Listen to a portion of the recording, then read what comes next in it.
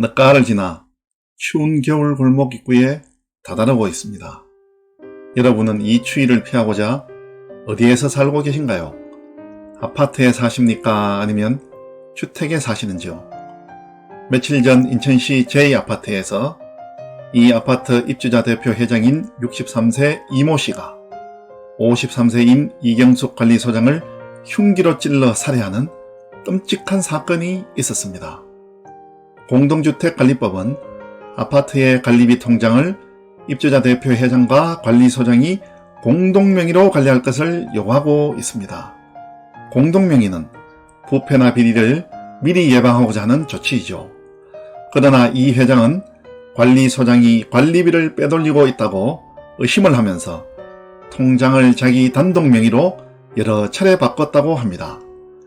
이에 관리소장은 번번이 이를 바꾸었지만 그때마다 이 회장은 관리소장에게 폭언을 하며 횡포를 부렸다고 합니다.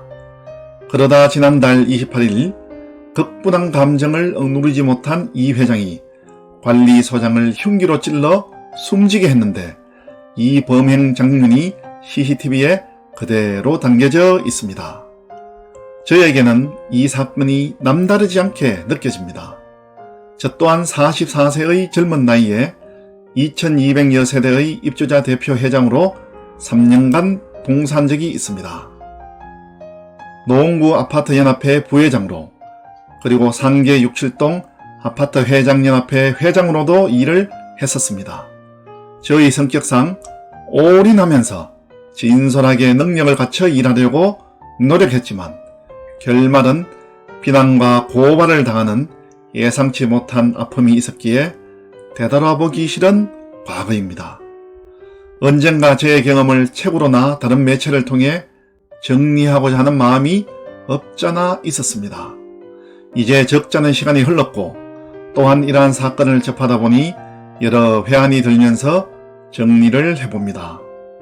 이는 우리나라 아파트에 사시는 분들이 입주자 대표 회의나 관리사무소의 업무를 이해하는데 도움을 주고자 하는 것입니다.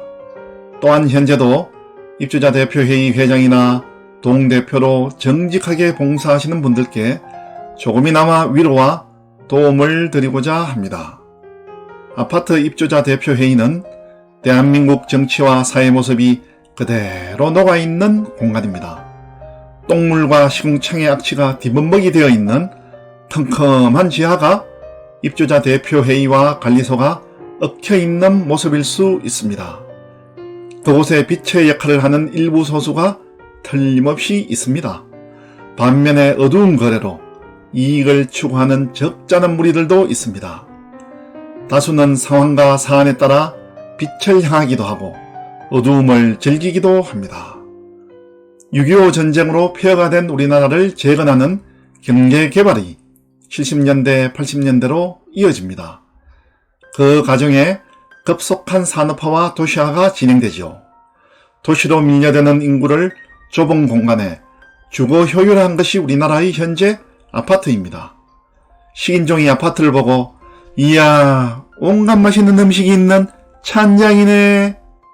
이게 아파트에 대한 80년대 유머일 때가 있었습니다. 사회학을 공부한 저에게 아파트는 참 흥미로운 공간입니다. 주거가 효율화되어 몇백 가구, 몇천 가구가 하나의 집인 아파트에서 삽니다. 내가 내 집을 관리하지 못하니 돈을 주고 사람을 사서 관리를 맡깁니다. 낙엽이 떨어져 있어도 눈이 와도 내 집 마당을 내가 쓸지 않고 관리업체 직원이 대신 청소를 합니다. 이 추운 겨울 난방을 관리업체에서 대신 해줍니다. 그러면서 관리업체가 일을 제대로 하고 있는지 집주인들이 관리 감독하도록 국가에서 법률로 입주자 대표 회의를 만들었습니다. 어릴 때 저에게 아파트는 부자의 상징이었습니다. 중학교 1학년 때 아버지가 치과의사인 반친구의 대구 성서에 있는 삼익 아파트에 간 것이 아파트와의 첫 만남입니다. 아직도 선명하게 기억나는 건 한겨울이었는데 실내 온도가 26도라서 반팔을 입었습니다. 입었던 남노한 외투를 모조리 벗으며 나도 이런 곳에 살고 싶다. 이런 따뜻한 아파트에 살고 싶다는 생각을 하였답니다.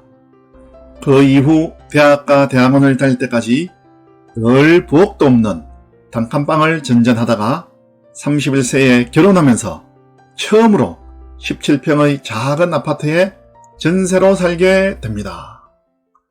구독과 좋아요, 댓글은 교육하는 여행자를 춤추게 합니다. 끝까지 시청해 주셔서 감사드립니다.